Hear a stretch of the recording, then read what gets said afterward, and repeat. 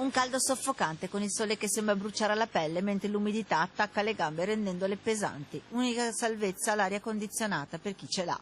È il caldo algerino che da oggi in modo particolare sta mettendo a dura prova i padovani. Ieri 2 persone hanno perso la vita sfiancate dal caldo record che a sua volta con l'inquinamento provoca il record negativo di ozono. A Padova ancora una volta la maglia nera per lo sforamento con ben 75 superamenti dei limiti. Caldo torrido e umidità che ci devono far tenere comportamenti adeguati. Una delle cause di malessere nel discorso caldo è proprio la perdita di liquidi, per cui evitiamo di far perdere liquidi al nostro organismo anche con comportamenti magari più corretti.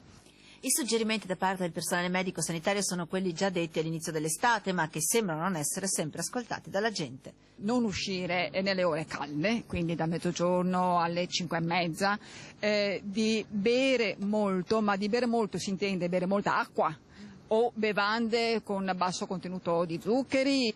Attenzione, l'elevato livello di umidità sembra scatenare anche gli insetti, con vespe e zanzare più aggressive, oltre ad un'invasione di pidocchi. Intanto la Regione Veneto, attraverso l'assessore regionale della sanità, ha disposto l'attività del Piano Caldo 2011, una rete di servizi che da qui a metà settembre si attiva contro il grande caldo.